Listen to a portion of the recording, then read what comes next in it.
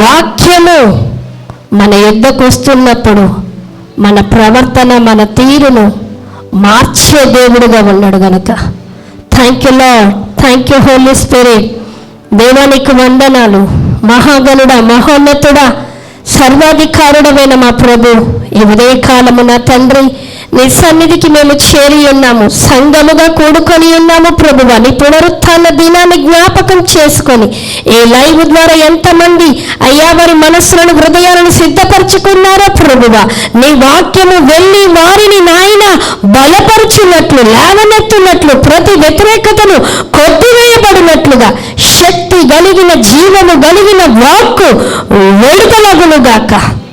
అయ్యా మమ్మల్ని నీ స్వాధీనంలో ఉంచుకొని నీ ఆధిపత్యం నిలిపి ఉంచి నడిపించి బలపరిచి ప్రతి సాతాను క్రియలను లయపరచమని అయ్యా మమ్మల్ని మీకు అప్పగించుకుంటూ యేసు క్రీస్తు నామములో అడిగి వేడుకొని ప్రార్థన చేస్తున్నాం మా తండ్రి.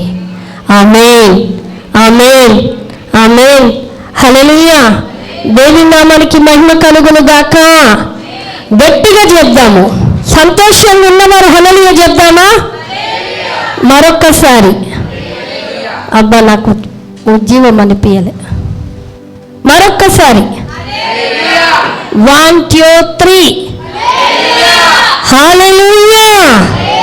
గట్టిగా చప్పట్లు కొట్టి దేవుని నామాన్ని మహిమపరుద్దాము. గట్టిగా.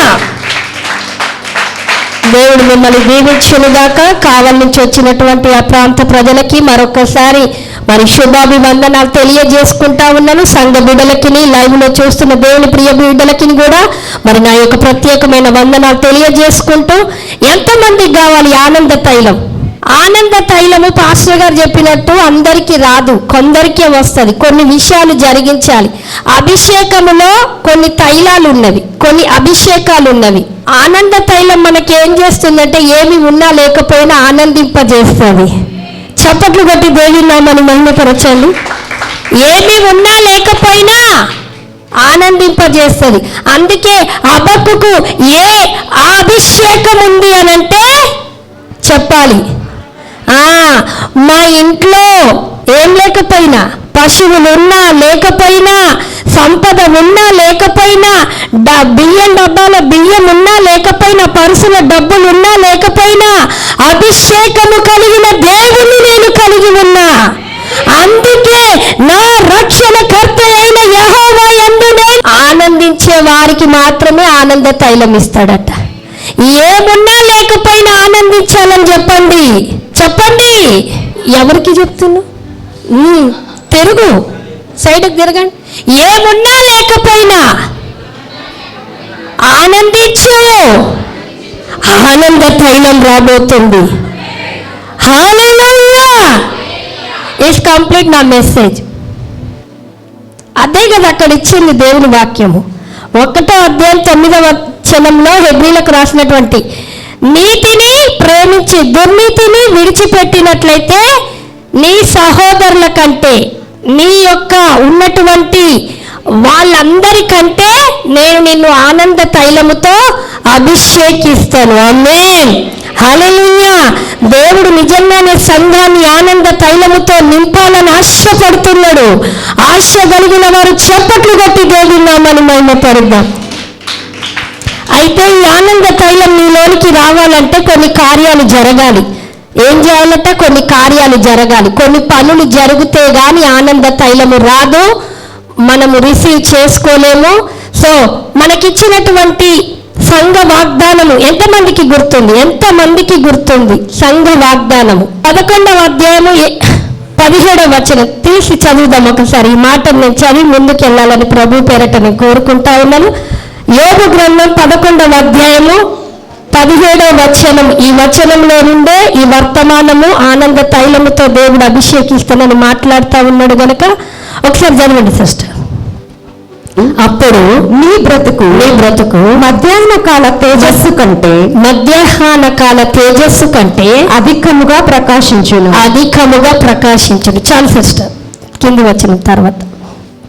అయితే అప్పుడు నీ బ్రతుకు మధ్యాహ్న కాల తేజస్సు కంటే అధికముగా ప్రకాశించును. నేను 2 వీక్స్ బ్యాక్ చెప్పాను, తేజస్సు అంటే నేను వెలుగు, జ్ఞానము, బుద్ధి, యుద్ధోపకరణాలు. గుర్తున్నాయా? అయితే వెలుగు, సత్క్రియలు అని చెప్పాను. జ్ఞానము, తర్వాత బుద్ధి, తర్వాత యుద్ధోపకరణ. ఈ జ్ఞానము, బుద్ధి, యుద్ధోపకరణాలు 3 కలిపి ఒక మెసేజ్గా నేను చేయాలని నేను ఆశపడతా ఉన్నాను దేవుని బిడ్డలారా. అయితే మిమ్మల్ని ఒక ప్రశ్న అడిగి ముందుకు వెళ్తాను. జ్ఞానము గొప్పదా? జ్ఞానము గొప్పదా? బలము గొప్పదా? జ్ఞానము. పాస్టర్ గారు చెప్పారు, జ్ఞానం పొందుకున్నాడు బలహీనమైండు, బలం పొందుకున్నాడు బలహీనమైండు. 2 గొప్పవట. ఎవరు చెప్పింది? జ్ఞానం గొప్పదా? బలము గొప్పదా? జ్ఞానం గొప్పది. ఒక జాన్సన్ ఒక్కడే చెప్పిండు, ఆక్షేపాలు చెప్పిండు. మీరు జ్ఞానమేనా? 2 ఒకటా? 2 అన్నోళ్ళు ఇట్లా పెట్టండి 5,000 అని. 1 అన్నోళ్ళు మాత్రం ఇట్లా పెట్టండి. 1 2? 1. అమ్మో, ఒకరిని చూసి అందరు తంబేలు పెట్టేసారు. మీరు 2 అంటున్నారు, అన్నేళ్ళు పెట్టేసారు. సరే, దేవుని వాక్యం సెలవిస్తుంది, జ్ఞానము గొప్పదైనా బలము గొప్పదైనా జ్ఞానము. కొలసీలకు రాసినటువంటి పత్రిక కొన్ని నేను చెప్తాను, మీరు రాసుకోండి. 2వ అధ్యాయము 4వ వచనం సెలవిస్తుంది, బుద్ధి జ్ఞానమును ఆయన యందే. అంటే జ్ఞానమును అనుగ్రహించే దేవుడు గొప్పవాడు. ఆమేన్. బలమును అనుగ్రహించే దేవుడు గొప్పవాడు. ఆమేన్. అయితే సామెతల గ్రంథంలో ఒక మాట ఉంటుంది, తీయకూడదు, నేను తీయమన్నప్పుడు చదవండి. ఒక పట్టణాన్ని వేరే శత్రువులు ఆక్రమించి బూరుజు అంటే పట్టణానికి ప్రాకారం కట్టేసి ఆక్రమించుకున్నారు. కానీ ఆ పట్టణములో పేదవాడైనటువంటి జ్ఞానము కలిగిన వాడు ఆ పట్టణాన్ని ఏం చేశాడట? రక్షించాను అని ఉంటుంది. అయితే పేదవాని జ్ఞానమును బట్టి పట్టణాన్ని రక్షించేండు కానీ పేదవాడు గనక వాడిని ఎవ్వరు కూడా గుర్తించారు. సో మనకి ఎన్ని జ్ఞానం ఉన్నా, ఎంత బలం ఉన్నా మనల్ని ఎవ్వరు గుర్తించట్లేదు. గుర్తించాలంటే బలమును జ్ఞానమును అనుగ్రహించే దేవుని నువ్వు కలిగి ఉంటే ఆమేన్, మనుషులు నిన్ను గుర్తిస్తారట. దేవుని నామానికి మహిమ కలుగును గాక. అయితే ఈ జ్ఞానము, ఈ యొక్క బుద్ధి, ఈ యొక్క యుద్ధోపకరణాల గురించి నేను త్వరగా 2 మాటలు చెప్పి నేను ముగిచ్చేస్తాను. చూడండి దేవుని బిడ్డలారా, జ్ఞానములో ఏముంది, మరి బుద్ధిలో ఏముంది, యుద్ధోపకరణాలలో ఏముంది అనే మాటను మీకు తెలియజేస్తూ నేను ముందుకు వెళ్ళాలని ప్రభు పేరిట నేను ఆశపడతా ఉన్నాను. 2వ పేతురుకు రాసినటువంటి పత్రిక 2వ అధ్యాయం 1వ అధ్యాయము 5వ వచనం చదువుకుందాం. 2వ పేతురుకు రాసినటువంటి పత్రిక 1వ అధ్యాయము 5వ వచనం చదవండి సిస్టర్. ఆ హేతువు చేతనే మీ మట్టుకు మీరు పూర్ణ జాగ్రత్త గలవారై మీ విశ్వాసమునందు సద్గుణమును, సద్గుణమునందు జ్ఞానమును, జ్ఞానమునందు ఆశా నిగ్రహమును, ఆశా నిగ్రహమునందు సహనమును. చాలు సిస్టర్. విశ్వాసములో సద్గుణం ఉంది, సద్గుణమునందు జ్ఞానం ఉంది, జ్ఞానమునందు అక్కడ లాస్ట్ ఏం మాట ఉంది? ఆశ. జ్ఞానములో ఏముండాలి? ఆశా నిగ్రహం. ఇంగ్లీష్లో ఏమంటారో తెలుసా? Self control. మనల్ని మనం కంట్రోల్ చేసుకునేది. అర్థమైందా? ఇప్పుడు తేజస్సు అంటే అర్థమైంది జ్ఞానము. జ్ఞానంలో ఏముండాలి? మనల్ని మనం కంట్రోల్ చేసుకోవాలి. ఏం కంట్రోల్ చేసుకుంటే దేవుడు ఆనంద తైలముతో నింపుతాననే మాటను మీకు ఈరోజు తెలియజేయాలని నేను ఆశపడుతూ ఉన్నాను. చూడండి, జ్ఞానములో ఆశా నిగ్రహం ఉంది. చెప్తాం, ఏముంది?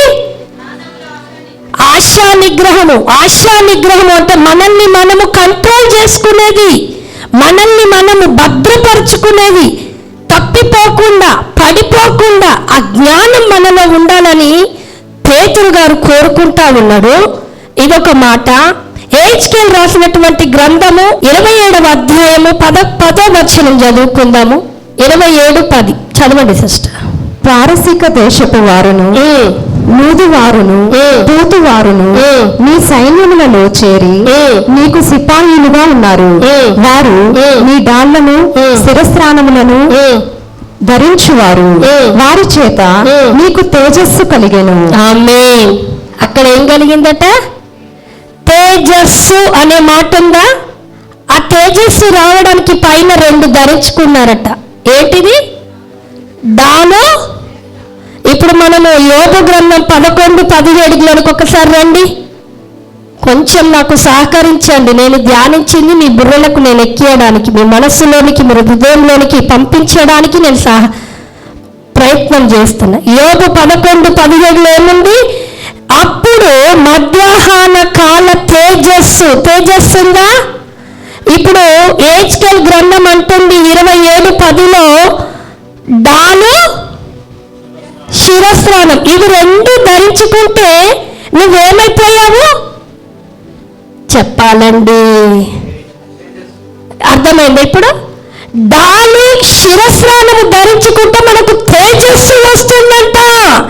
ఆ తేజస్సు మధ్యాహ్న కాలము కంటే ఆమేన్ అది చీకటిలో కూడా వెలిగించిందంట. ఆమేన్.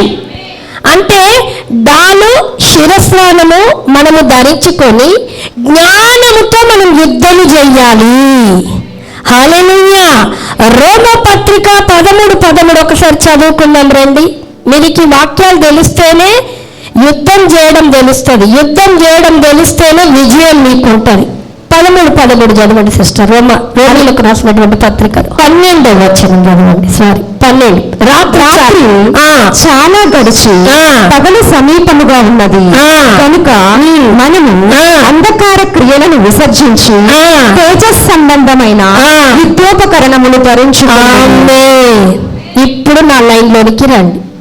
పౌలు అంటున్నాడు, పగటి వేళ రాత్రి గడిచిపోయింది, సమీపించింది, మనకు ఉదయం వస్తుంది. అంధకార క్రియలను విసర్జించి తేజో సంబంధమైన యుద్ధోపకరణాలను సంఘానికి ఇచ్చిన వాగ్దానం ఏంటంటే యుద్ధోపకరణాలను వాడమంటుండు. ఆమేన్. తేజో సంబంధమైన యుద్ధోపకరణాలను ధరించాలి. దేనికి అనంటే అప్పుడు నీ బ్రతుకు మధ్యాహ్న తేజస్సు కంటే అధికముగా ఉండాలి. అంటే మన బ్రతుకులు అధికంగా సువాసనగా, మన బ్రతుకులు అధికంగా ఆశీర్వాదకరంగా ఉండాలంటే తేజో సంబంధమైన యుద్ధోపకరణాలు మనము ధరించాలి. అవే చెప్పిండు. ఆ యుద్ధోపకరణాలలో మనం చదువుకున్నాము. హెచ్కేల్ గ్రంథం 27:10 ఏమనుంది? డాలు శిరస్నానం. ఇవి 2 ధరించుకుంటే మనకు తేజస్సునిస్తాడంట. రెండవది జ్ఞానము. హల్లెలూయా. జ్ఞానము ఆశా నిగ్రహమును కలిగి మనల్ని కంట్రోల్ చేసుకునే దానిని దేవుడు మనల్ని ధరించుకోమని దేవుడు వాక్యం సెలవిస్తూ ఉంది. అయితే డాలు శిరస్నానము అని ఉంది కదా. డాలు అంటే ఏంటిదండి? నేను యుద్ధానికి వెళ్ళే డాలు అడగట్లేదు. బైబిల్లో ఉన్న డాలు అంటే ఏంటిది? డాలు అంటే ఏంటిది? మళ్ళా డాలు అంటే మా కుక్క పేరు డాలు అండి, డాని అండి, అది కాదు నేను అడిగేది. ఆత్మ సంబంధమైన డాలు అంటే ఏంటిది? ఎఫెసీ పత్రికకు రాసినటువంటి 6వ అధ్యాయము 18వ వచనంలో అంటున్నాడు, శరీర క్రియలను విసర్జించడానికి మనము పోరాడునది ఆత్మ సంబంధులమైన మనము ఆకాశ మండలంలో ఉన్న దురాత్మలతో పోరాడడానికి యుద్ధ కవచాలను ధరించాలని చెప్పి 17వ వచనం చదవండి సిస్టర్. 17 16 చదవండి సిస్టర్. ఎఫెసీలకు రాసినటువంటి పత్రిక. ఇవన్నీ గాక విశ్వాసమును డాలు పట్టుకొనుడి దానితో మీరు దుష్టుని అభిమానములను చాలు సిస్టర్. ఇప్పుడు నా వైపు చూడండి. డాలు పట్టుకోమంటుండు. డాలులో ఏముంది చెప్పాలి? విశ్వాసం అనే డాలు. మీరు యుద్ధము వెళ్ళే పూర్వీకుల కాలంలో, రాజుల కాలంలో మనం చూసినట్లయితే డాలు ఒక చేతి వైపు ఉంటుంది, ఇంకో చేతిలో ఖడ్గం ఉంటుంది. ఖడ్గంతో పోరాడుతున్నప్పుడు ఎదుటి వ్యక్తి తన మీదికి వస్తుంటే ఈ డాలుతో ఆపడానికి. కానీ క్రైస్తవులకు దేవుడు తెలియజేస్తా ఉన్నాడు, యుద్ధోపకరణాలను ధరించుకోవాలంటున్నాడు. విశ్వాసం అనే డాలు నీకు ఉండాలంటుండు. ఆమేన్. తర్వాత ఇంకోటి ఏమో శిరస్త్రాణము అంటే మనమందరం రక్షించబడ్డామా? ఇప్పుడు రండి, బండి ట్రాక్లోకి ఎక్కింది, ఇప్పుడు స్పీడ్గా నడిపిస్తా. ఎప్పుడు మనము రక్షణ పొందిన వారం అన్న వాళ్ళందరం అవునానండి. ఏ ఒక్క అవిశ్వాసం మాటలు మాట్లాడినా, ఏ ఒక్కటి దేవుని దూషించినా, ఏ ఒక్కటి సలిగినా నీ రక్షణ నువ్వేమైపోతావు తెలుసా? కోల్పోతాం. అందుకే మనకు ఏమి ఇవ్వాలంటుడు? జ్ఞానమందు ఆశ. మనల్ని మనం నిగ్రహపరుచుకుంటున్నామా? మాటలు ఎక్కువ మాట్లాడేస్తాం. అయితే దేవుని వాక్యం సెలవిస్తుంది, ఈ డాలు అనే విశ్వాసముతో మనం యుద్ధం చేయాలట. ఎవరితో చేస్తున్నాము? మనుషులతో చేస్తున్నాం. ఎక్కువ మాట్లాడకరా అంటే ఎక్కువ మాట్లాడు. దేవుడితో మాట్లాడాలంటే తక్కువ మాట్లాడతామా? మనుషులతో మాట్లాడమంటే ఇక మాట్లాడద్దంటే అసలే మాట్లాడరు. ఉంటే అతివృష్టి మనం ఒప్పుకుంటున్నాం, ఎంత గ్రేటో. దేవుని వాక్యం ఆశా నిగ్రహం అంట. విశ్వాసం అనేది మనల్ని మనం కంట్రోల్ ఎక్కడ చేసుకోవాలో తెలుసా? అందుకే రోమపత్రికలో కింద మాటలు రా, అల్లరితో కూడిన విశ్వాసం ఉంది అంటాము, అల్లర్లలో చేరిపోతాము. ఏ అల్లర్లలో చేరిపోతామో చూపిస్తాను రండి. 1 తిమోతికి రాసినటువంటి పత్రిక 4వ అధ్యాయము 7వ వచనం చూడండి. 4వ అధ్యాయము 7వ వచనం. 1 తిమోతికి రాసినటువంటి పత్రిక, అపవిత్రములైన ముసలమ్మ ముచ్చటలను విసర్జించి. అపవిత్రము అని ఉందా లేదా?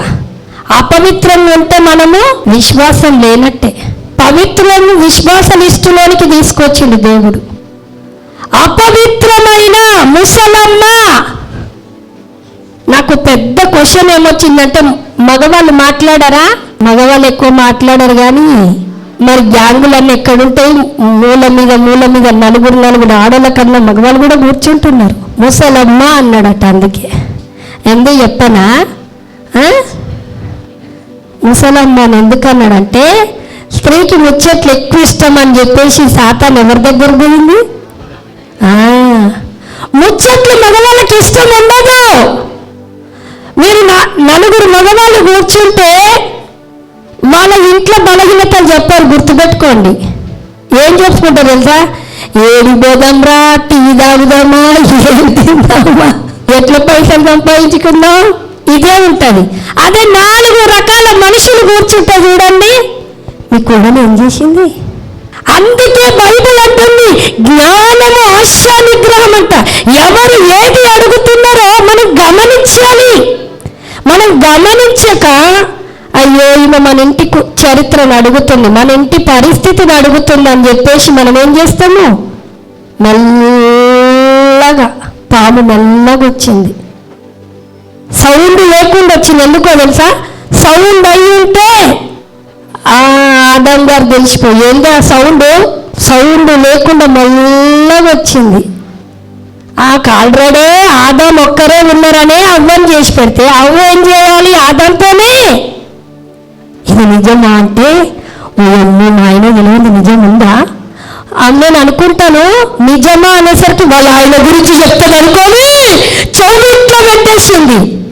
తర్వాత తెలిసింది నిజమా అంటే మా ఆయన గురించి చెప్తాను, చెట్టు గురించి చెప్పాను, పండు గురించి చెప్పినవా ఆయన తెలుసుకుందాంలే అనుకుంది. పోనీ వాళ్ళ ఆయన గురించి మ్యాటర్ కాదన్నప్పుడు ఎస్కేప్ అయినా అయిపోయి బాధ ఉండకపోయినా రాకపో. అలాగే ఆ అమ్మగారు నా భర్త మ్యాటర్ కాకపోయినా ఇంకో మ్యాటర్ ఉందనుకుంది. సెల్ఫ్ కంట్రోల్ తప్పిపోవడము ప్రారంభించింది. దేవుని బిడ్డల చిన్న మాటే పెద్ద అగాధం తీసుకొచ్చింది. మనం అనుకుంటాం చిన్న చిన్న ఆశా నిగ్రహం, మనల్ని మనము కంట్రోల్ చేసుకోవాలి. యోబు 1:3 అంటున్నాడు, ఆయన నీతిమంతుడు, న్యాయవంతుడు, దేవుని యందు భయభక్తులు కలిగి. ఏం విసర్జించిందంట? చెడుతనం అంటే అర్థం ఏంటిదో తెలుసా? చెడు మాట్లాడే మాటలన్నీ పక్కన పడేసాడు. అందుకే అన్ని పోగొట్టుకున్నాక భార్య వచ్చి ఏమన్నదో తెలుసా? ఏమన్నదండి? ఏమన్నది? ఇంకా యథార్థత వదల కానీ చచ్చిపోన్నది. చెడు మాట భార్య మాట్లాడింది కానీ భర్త యోగులో ఎంత సెల్ఫ్ కంట్రోల్. అప్పుల మీద అప్పులు, నాకే రావాలి దరిద్రం. పైసలన్నీ అయిపోతుంటే నాకే రావాలి. పైసలు లేనప్పుడే చుట్టపోడు వస్తాడు, బంధువులు వస్తారు, మనకే రావాలా? ఇప్పుడు ఈరోజే రావాలా మన ఇంటికి? బిడ్డకు బాగా లేకుండా వస్తుంది, భార్యకు బాగా లేకుండా వస్తుంది, భర్తకు బాగా లేకుండా వస్తుంది, చిన్ని గవ్వు ఉండదు. ఏంది దేవుడా ఇప్పుడైనా నాకు రావాలి? జ్ఞానం మాట్లాడింపజేస్తుంది. ఆశా నిగ్రహం అంటుంది. ఏది నీ ఆశ?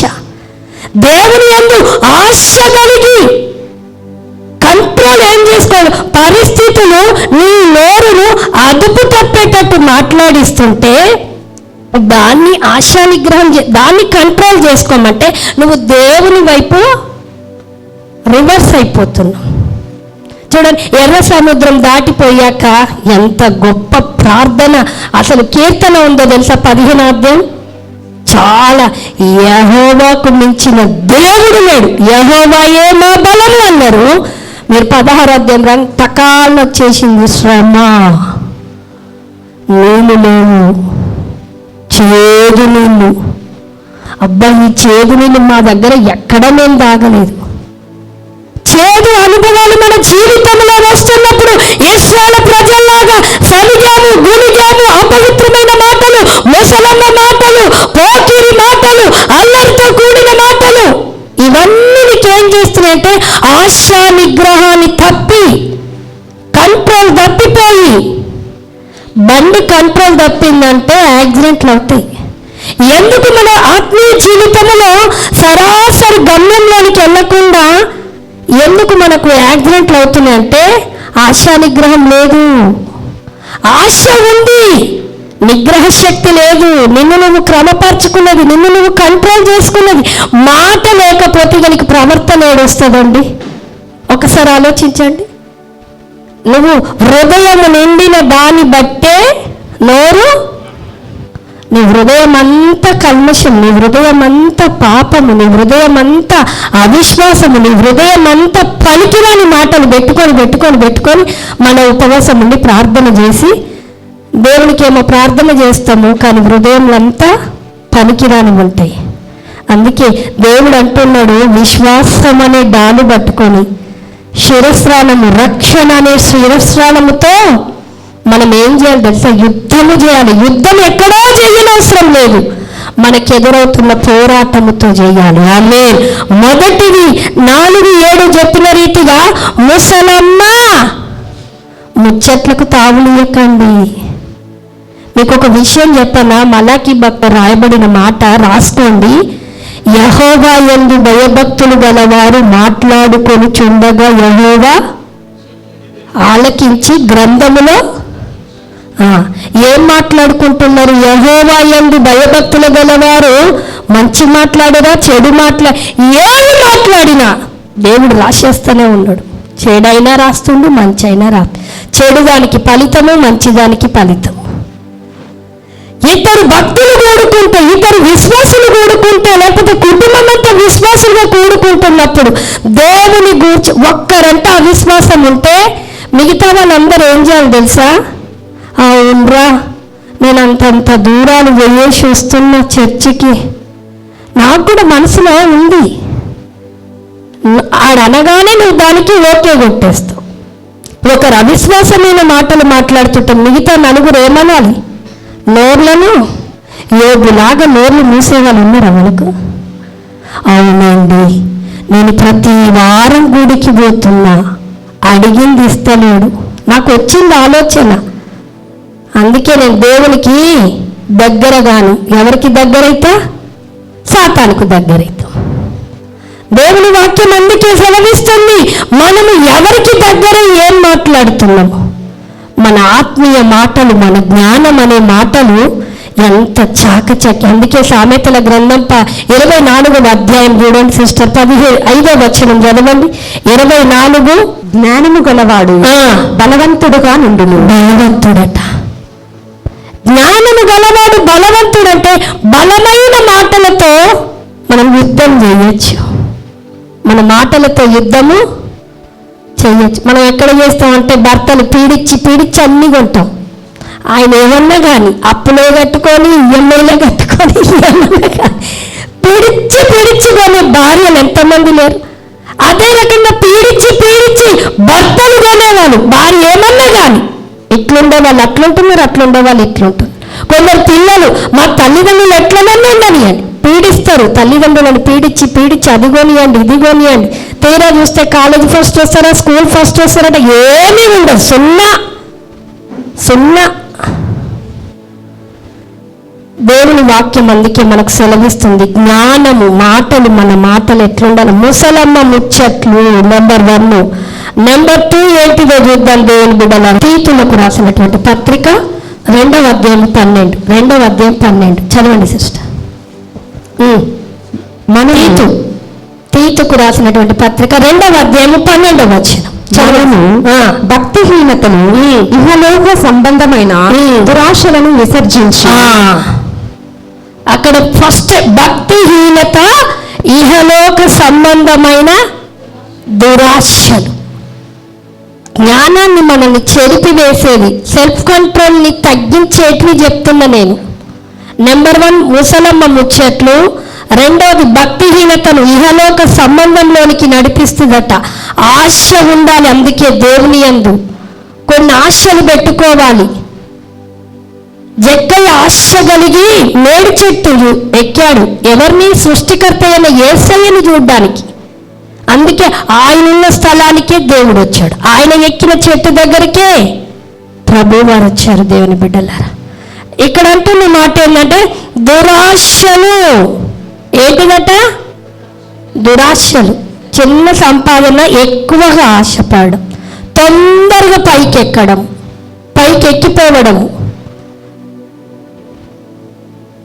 పైకి తొందరగా వెళ్ళిపోవాలి.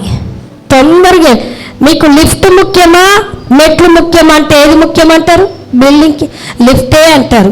కానీ లిఫ్ట్ ఎక్కినాక సడన్గా ఆగిపోయింది అనుకోండి, లిఫ్ట్ మంచిదే కానీ సడన్గా ఆగిపోయింది అనుకోండి, మన ప్రాణం సంకటన పడిపోతుంది. వీడెందుకు గట్టిండో, ఎందుకు చేసిండో, వీడు మంచిగుందా చూడడా, నా ప్రాణానికే దాపరించింది. ఎన్ని మాటలు వస్తాయో. నేను చెప్పా ఏమని, మెట్లు ఎక్కమని. నీకు మోకాల నొప్పి ఇప్పుడు మన ప్రాణమే. మెట్లు ఎక్కినా లేట్ అవుతున్నా ఒక్కొక్క మెట్టు నీ ఆత్మీయతలోనికి పెరిగింపజేస్తుంది, ఎదిగింపజేస్తుంది. అట్లా అని మరి బిల్డింగ్ ఉన్న 5 అంతస్తులు లిఫ్ట్ ఎక్కకుండా మరి మెట్లు ఎక్కి మోకాల నొప్పి అంటే నేనేం చేయలేను. జ్ఞానయుక్తం ఎక్కండి. మళ్ళీ ఎక్కద్దన్నది ఎక్కమన్నది లిఫ్ట్ పోవద్దు, అది కాదు. లిఫ్ట్ ఆశీర్వాదాన్ని కోరుకుంటాం. పిల్లలు పుట్టగానే అప్పుడే బడికి పంపిస్తున్నారా? ఇప్పుడు 3 సంవత్సరాలకే అంగన్వాడి ఉంది. తల్లుల ప్రాణం తినేస్తున్నారని అంగన్వాడి పెట్టింది. పూర్వకాలంలో ఏమున్నాయమ్మా? ఉన్నాయా? 6వ సంవత్సరం 5వ సంవత్సరం 5 సంవత్సరాలు అయితేనే మేము పిల్లల్ని స్కూల్లో. ఇప్పుడు 1.5 సంవత్సరానికే కిండర్ జాయ్ అంట.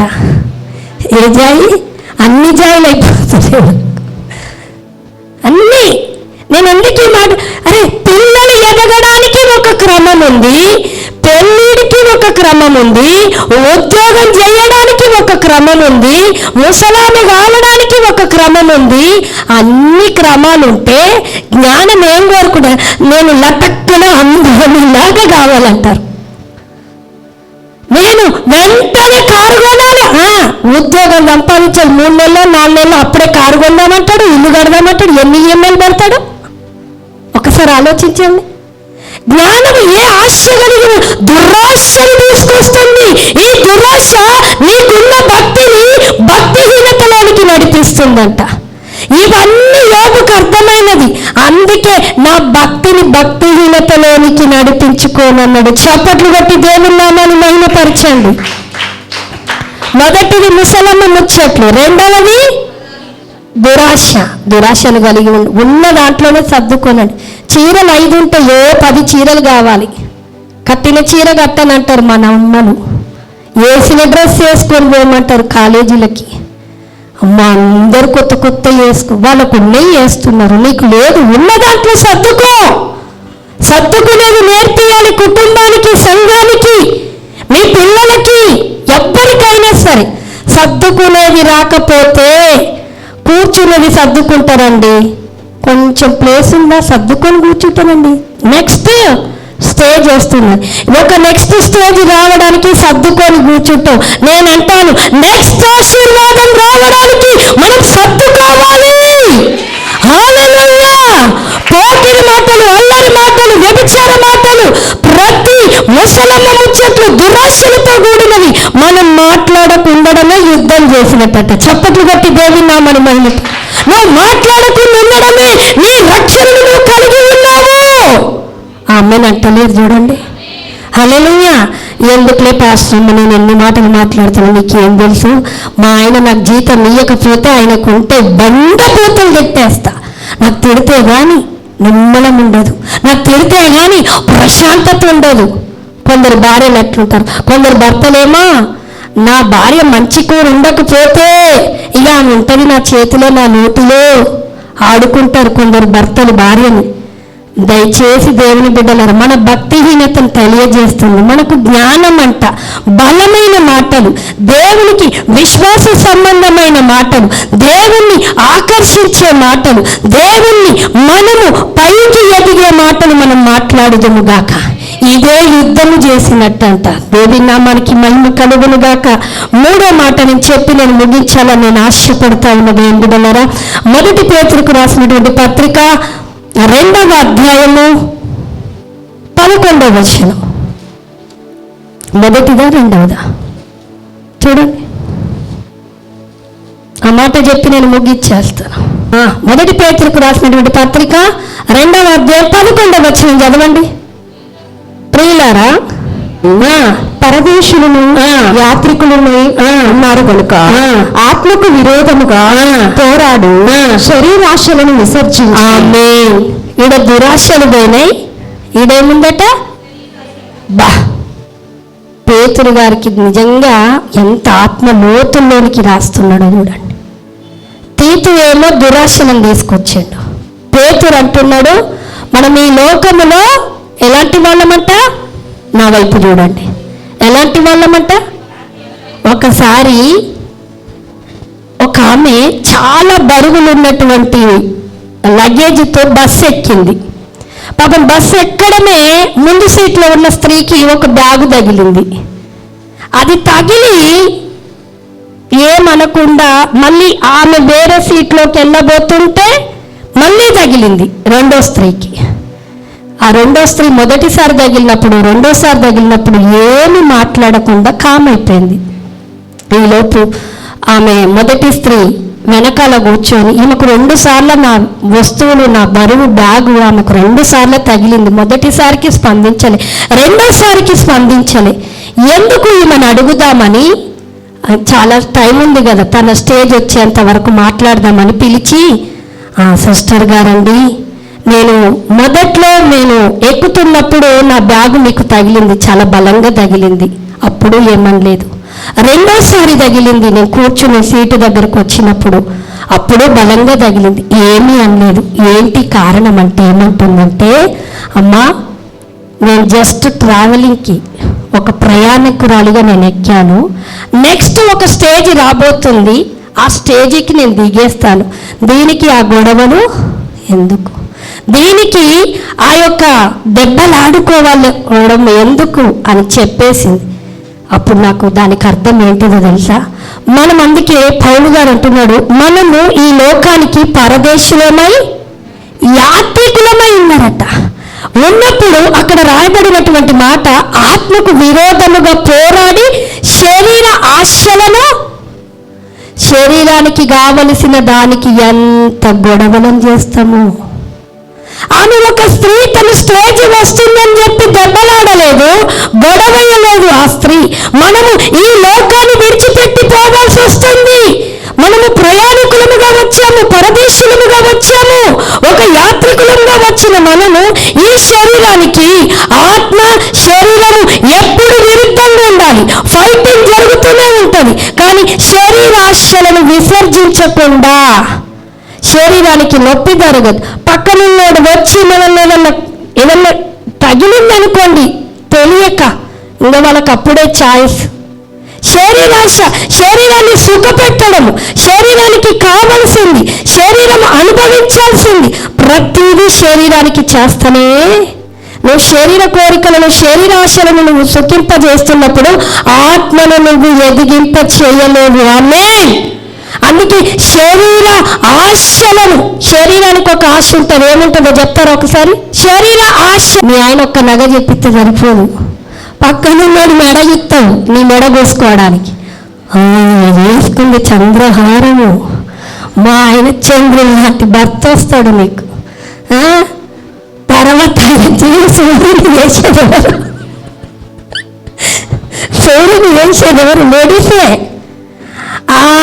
10,000 పట్టు చీర కొంటే ఇక నేను కొనాల్సిందే. శరీరము ఎప్పుడు ఎక్కువ కోరుకుంటుంది. అమ్మా 500 చీర కొనుక్కోని ఆయన మనకున్నది. నువ్వు 5,000 చీర నువ్వు కొనిచ్చిన నాకు, నీ మకానికి మా అమ్మిస్తే కానీ మా అమ్మ చీర కొనుక్కోమని నువ్వేలా చేసుకున్నావు. శరీరం ఆశపడుతుంది. ఎక్కువ క్వాలిటీస్, డ్రెస్సులు, పట్టు చీరలు, నగలు, శరీరం ఆశపడుతుంది. సుఖపెడుతున్నాము, కష్టపడనే అప్పట్లో బట్టలు చేతితో ఉతికేది. ఇప్పుడు అండి ఇద్దరికి పెళ్ళై మీరు సుఖంగా జీవించండి. అమ్మో చేతులు ఎవరి బట్టలు ఉతుకుతున్నా? మీ అత్త ఉతుకుతున్నా, మీ మామ ఉతుకుతున్నా, మీ ఆడది. Washing machine. ఏ మిషన్? అప్పుడు వాషింగ్ మిషన్ ఉందండి. ఇంటిలో పాత అందరినీ ఉతికి వాళ్ళకి బలం. ఇప్పుడు బలం అంతా పోతుంది స్త్రీలకి. ఎందుకో తెలుసా? ఇద్దరు భార్య భర్తల బట్టలు ఉతకండి అమ్మ వాషింగ్ మిషన్. ఆ అమ్మగారు వారం రోజులు బకెట్లు వేసి వేసి వేసి ఎంత గొప్ప చేసి, మీ అమ్మ కొనిచ్చింది వాషింగ్ మిషన్ వారం రోజులకు ఉతకడానికి కాదు. చెప్పండి. శరీరాన్ని సుఖపడుతున్నాం. రోజు బట్టలు ఉతకండి. రోజు మన వంటికి స్నానం చేసుకుంటే ఎంత సువాసననో, రోజు బట్టలు రోజు ఉతకలేదనుకోండి అక్కడ క్రిములు చేరుతాయి. ఆ క్రిములు కాస్త ఎక్కడికి వస్తాయి చెప్పండి? మనకు అన్నీ తెలుసు కానీ చెప్పం, చెయ్యం. భార్యగా నీకు నువ్వు చెయ్యాల్సిన పని నువ్వు చెయ్యి. ఎంత ఆరోగ్యమో తెలుసా? ఎందుకు నీకు అన్ని రోగాలు వస్తున్నాయి తెలుసా? చెయ్యాల్సిన పని చేస్తలే కనుక రావాల్సిన రాకూడని రోగాలు నీకు వస్తున్నాయి. ఆమెను అంటలేరు అంటే మీరు చేపిస్తున్నారని అర్థం. సింకులో ఏముండద్దు, బకెట్లో ఇంటికి ముందు. ఇది జ్ఞానవంతుల చెప్పండి అయ్యా. మా ఇంట్లో చెప్తే కదా చెప్పడానికి. నేను ఎప్పుడు మీరు ఏ టైంలో మా ఇంటికి రండి, ఇల్లు నీట్గా పెట్టుకుంటా. నాకు బాగలేనప్పుడు మాత్రమే సముద్రం అయిపోతుంది, కానీ బాగున్నన్ని రోజులు ఇల్లు నీట్గా. సిస్టర్ ఉంది పరిమళ వాళ్ళ ఇంటికి, నేను ఎప్పుడన్నా వెళ్తే ఇల్లు నీట్గా ఉంటుంది. ఆమె 24 గంటలు ఇంట్లో కూర్చోదు. నేనంటే ఇంట్లో కూర్చుంటే నీట్గా పెడితే పాశ్రమ అంటారేమో, కానీ సిస్టర్లు ఉన్నారు ఉద్యోగాలకు వెళ్తారు ఇల్లు నీట్గా ఉంటుంది, చక్కగా అద్దం పెట్టినట్టు పెడతారు. మీరు ఉద్యోగాలకు వెళ్ళినా వ్యాపారాలకు వెళ్ళినా మీ ఇల్లు నీట్గా ఉండాలి. మీరు జ్ఞానవంతులు అంటే ఇంటిని చూసి ఎవరిని చెప్తాము? పెళ్లి చూపులో పోయేటప్పుడు మాత్రమే పెళ్లి కొడుకుని చూడాలని ఇల్లంతా నీట్గా పెడితే అప్పుడు జ్ఞానవంతురాలు కనబడదు. అందరు బుడగలో పడుతున్నారు, అందరు పెళ్లిళ్ళు చేసేటప్పుడు ఒబ్బా వాళ్ళు ఇల్లంతా బాగుంది, మిగతా టైంలో అప్పుడు దొంగ దొరికిపోతాడు. అప్పుడు ఆమె జ్ఞానవంతురాల, ఆయన జ్ఞానవంతురాల అని సడన్ కబురు పెట్టకుండా పోయి చూసినండి వాళ్ళ ఇల్లును. ఇల్లు దొరికిందా? మనిషి దొరికినట్టు గుర్తుపెట్టుకోండి. మ్యాచెస్ చూసే వాళ్ళకు జాగ్రత్త. దేవుని బిడ్డలారా, జ్ఞానము మన మాటలు తెలియజేసింది. ముసలమ్మ ముచ్చట్లు. రెండవది ఏంటంటే దురాశ. మూడవది శరీర క్రియలు. ఎప్పుడు మంచి మీద పడుకోవడం, లేనిది ఆశపడడం, ఉన్న దాంట్లో సర్దుకపోవడం, ఇవన్నీ లేకపోతే భక్తిహీనతలోనికి నడిపిస్తాడు. ఇదే మనం యుద్ధం సైతాన్ వస్తే ఇంకేం యుద్ధం చేస్తాడు? నీకు కలిగినవి నీ ఎదుట కనబడిన దానికి యుద్ధం చేయలేకపోతున్నావు. కనబడిన దానికి నువ్వేం యుద్ధం చేస్తావు చెప్పండి. లాస్ట్ వచనం చదువుకొని మనం ముందుకు వెళ్ళాలని ప్రభు పేరిట నేను కోరుకుంటా ఉన్నాను. లాస్ట్ వచనము చూడండి ఒకసారి ఆ మాటని. కొలస్సీలకు రాసినటువంటి పత్రిక 2వ అధ్యాయం 11వ వచనం. మీరును క్రీస్తు సున్నతి యందు శరీరేక్షలతో కూడిన స్వభావమును విసర్జించి. చాలు. ఏ స్వభావం? శరీర స్వభావము. ఇప్పుడు నా వైపు చూడండి. ముసలమ్మ ముచ్చట్లు రావాలి కీబోర్డు వాళ్ళు. నా వైపు చెప్పండి. Number 1, number 2, number 3, number 4. శరీర స్వభావం ఏం చెప్తుందో వింటాం. వినండి, చెప్తా వినండి. శరీర స్వభావము, ఆత్మ స్వభావము, శరీర స్వభావము. శరీర స్వభావము దేవునికి విరుద్ధంగా మాట్లాడుతుంది. ఆత్మ స్వభావము దేవునికి నచ్చినట్టుగా మాట్లాడుతుంది. దేవునికి ఇష్టం వచ్చినట్లుగా మాట్లాడుతుంది. అర్థమైందా? శరీర స్వభావము నీ పరిస్థితిని చూసి అదే మాట్లాడుతావు.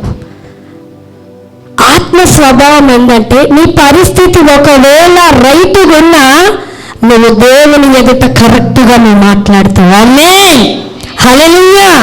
అందుకే అబ్రహాము శారా విషయంలో చూస్తే రోమా పత్రిక 4వ అధ్యాయం అంటుంది, మృతతుల్యమైనట్టు ఎవరు చూస్తారు? కంట్రోల్ చేసుకోగలిగితే రక్షణలో నువ్వు ఉన్నట్లంట. రక్షణలో ఉంటే ఏమున్నా లేకపోయినా, అందుకే అన్నాడు నా రక్షణకర్త యందు అన్నాడు. నాకు రక్షణ ఇచ్చింది ప్రభువైన యేసుక్రీస్తు. కలువరి సిలువలో నా కొరకు రక్తం కార్చిన యేసు ప్రభువండి. ఆమేన్. ఈ రోజు నాకు కనిపిస్తుంది ఏమీ లేనట్టు, కానీ ఒక దినము దేవుడు నేనన్నీ పొందుకునేటట్టు ఇవ్వబోతాడు. గట్టిగా ఈ రోజు నాకు కనబడుతుంది పేదరికము. దేవుడు నాకు ఒక దినం ఇవ్వబోతుండు పేదవారిని ఆదుకునేటట్టు. అది విశ్వాసం అండి. ఏమి పేదరికం, పేదరికం, పేదరికం, పేదరికం, డబ్బు లేనితనం, డబ్బు లేనితనం. ఇంకా నువ్వు ఎన్నిసార్లు దేవుని యొక్క సిలువలో వేలుతో మాటలతో పోలుస్తావు? ఈరోజు దేవుడు నీతో మాట్లాడుతున్నావు. పేదరికం ఉందని నువ్వు భయపడుతూ జ్ఞానయుక్తమైన మాటలు మాట్లాడక అజ్ఞాని వలె, భక్తిహీనత వలె మన మాటలు మాట్లాడుతూ ఉంటాం. అందుకే ఆయన గాయాలను మనము రేపుతా ఉన్నామంట. దేవుని బిడ్డల, మీరు పలకండి, మీరు పలకండి. యెహోవా దేవుడు నీకు తోడై ఉంటానని నీకు తక్కువ ఏమి అంటే అర్థమైందో తెలుసా? ఆశీర్వదిస్తాడు. సైతాన్ వచ్చి ఆశీర్వాదానికి నష్టాన్ని తీసుకొస్తాడు. దేవుడు అంటున్నాడు నష్టములో కూడా నీ పక్కన ఉంటున్నా, పక్క నుండి నీకు తక్కువ కాకుండా నీకు సరిపోయేటట్టు చేయబోతున్నా. గట్టిగా ఇచ్చింది దేవుని వాగ్దానం. మనం జ్ఞానం ఎక్కడ ఉపయోగిస్తున్నాం? శాలరీల మీద, చూస్తున్న పరిస్థితుల మీద, ఎదుర్కొంటున్న పరిస్థితుల మీద. ఈ జ్ఞానంతో నువ్వు ముందుకు వెళ్తే సాతాను ముసుగులో నువ్వు ఉండిపోతావు దేవుని బిడ్డ. అందుకే దేవుడు అంటున్నాడు ఆనంద తైలము. ఆమేన్. ఈ రోజు దేవుని అభిషేకము నూనె రూపకంగా నీ మీదికి నేను ఎందుకు తీసుకురావాలనుకుంటున్నానంటే ఏమున్నా లేకపోయినా దావీదు వలె ఆనందించుదువుగాక. హల్లెలూయా, హల్లెలూయా. నీకు ఒక విషయం చెప్పనా? ఒక మాట చెప్పి నేను ముగిచ్చేస్తాను. చిన్నగా పెట్టినానా? పిచ్చోడు ఎప్పుడు నవ్వుతుంటే పిచ్చోడిని అంటాం, అవునా? పిచ్చోళ్ళు సమయ సందర్భాలకి నవ్వు ఉండదు. ఊక నవ్వి ఇడికి పిచ్చి వేసింది చెప్పు నవ్వుతుండంటాం. కానీ డాక్టర్ల దగ్గర పోతే ఎందుకమ్మా ఏడ్చినట్టు ఈ రోగం బట్టి నవ్వుతూ హ్యాపీగా ఉండు, రోగం తరిమి వేయబడుతుంది అని డాక్టర్ల సూత్రం. అది మనకు తెలియదు. అంటే ఒక డాక్టరు నువ్వు నవ్వుతుంటే నీ రోగము నయమైపోతుందని డాక్టర్కి తెలిసింది. మనకేం తెలిసిందో తెలుసా? మనం ఏడుస్తూ ఉంటే మన రోగం ఎక్కువైపోతుందని మనకు తెలిసి ఇంకెక్కువ ఏడుస్తాం. పైసలు లేవని తెలిసి ఇంకెక్కువ మనము కష్టాలు పడతా ఏడుస్తాం. కానీ దేవుడు ఏమంటుందంటే లేనిది ఉన్నట్టుగా, లేకపోతే ఉన్నది లేనట్టుగా నువ్వు నవ్వుతూ ఉంటే సాతాను గానికి పిచ్చి లేస్తుంది. పిచ్చి లేచి ఏం చేయబోతాడో చెప్పండమ్మా. పిచ్చి లేచిన వాళ్ళని చూడండి, తల నిన్నగా ఉంటుందా? చెప్పు, గేరుకుంటాడు. ఆడికి అర్థం కాదు, వీడికి రోగం పెట్టిన, వీని ఇంటిలో భార్యను, వీని పిల్లల్ని, వీని ఆస్తిని అన్నీ తినేసుకుంటూ వచ్చిన వీడు మాత్రం ఎప్పుడూ నవ్వుతూనే ఉంటున్నాడు. నాకు పిచ్చెక్కిపోతుంది బాబోయ్, గట్టిగా కట్టండి, గట్టిగా అందరం నిలబడదాము, లేచి నిలబడదాము. ఈరోజు సాతాన్ని పిచ్చి పట్టిస్తారా? మీరు పిచ్చోళ్ళు అవుతారా? ఈరోజు దేవుని ఆనంద తైలము సాతానికి పిచ్చి పట్టించబోతుంది. ఎందుకో తెలుసా? ఏమీ లేకపోయినా దావీదు వలె నాట్యం చేస్తూ అబక్కులాగా ఆనందించబోతున్నావు. అందుకే వాడికి పిచ్చి పట్టబోతుంది, వాడికి మెంటల్ రప్పించబోతున్నాము. అమ్మ, నీ భర్తకు కాదు మెంటలు, నీ భార్యకు కాదు, నీ పిల్లలకు కాదు, ఎవరికి? నా భర్తకి మెంటల్ తెప్పిస్తా. ఎవరికి? భర్తకి భార్యకి, భార్యకి భర్త. అది కాదు, సాతానికి ఎప్పుడన్నా మెంటల్ తెప్పించినా? ఎప్పుడన్నా తెప్పించిన? అదిదేమో మా ఆయన జుట్టు ఊడిపోయేటట్టు చేస్తాం, భార్యకి జుట్టు ఊడిపోయేటట్టు చేస్తాం. ఎవరికి మెంటల్ తెప్పియాలట? రోషన్ తెచ్చుకోండి అమ్మా. ఎవరికి?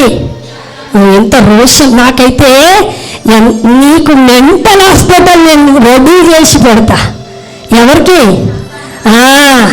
వానికి ఒక రాజ్యం ఉంది, అంధకార రాజ్యం ఉంది. ఆ అంధకార రాజ్యం మెంటల్ రాజ్యము. గట్టిగా హల్లెలూయా! ఇప్పుడు చెప్పండి, మీరు మెంటల్ వాళ్ళు అవుతారా, వాళ్ళు మెంటల్ చేస్తారా? చెప్పండి గట్టిగా. పక్కనున్న వాడిని నవ్వుతూ చూసి నువ్వు మెంటల్ కాకు, వాళ్ళు మెంటల్ చెయ్యని చెప్పండి. దేవుని నామానికి మహిమ కలుగును గాక. అందుకే ఏమున్నా లేకపోయినా నేను ఆనందిస్తాను. దేవుడు మీ తలల మీదకి ఆనంద రూపకంగా తైలమును ఇవ్వబోతుండు. ఈ వారం నువ్వు తైలాభిషేకమును చేయించుకోబోతున్నప్పుడు ఈ వారం అంతా నువ్వు నవ్వబోతున్నావు. సమస్యను చూసి కాదు, పరిస్థితులను చూసి కాదు, నీ దేవుణ్ణి బట్టి, పరిస్థితులను మార్చే దేవుణ్ణి బట్టి, సమస్యను తీసే దేవుణ్ణి బట్టి, రోగాన్ని తీసే దేవుణ్ణి బట్టి నేను నవ్వబోతున్నాను, నేను ఆనందించబోతున్నాను. తైలము నా మీదుంది, అభిషేక తైలము నా మీదుంది. నేను ఆనందిస్తా. నేను ఆనందిస్తుంటే వాడు ఏడుస్తాడు, వాడు పిచ్చోడవుతాడు, వాడు మెంటల్ కాబోతుండు. ఆమేన్, హల్లెలూయా. కళ్ళు మూసుకుందాం దేవుని బిడ్డలారా. పరిశుద్ధాత్మ దేవుని వైపు చూద్దాము, పరిశుద్ధాత్మ దేవుని వైపు చూద్దాము.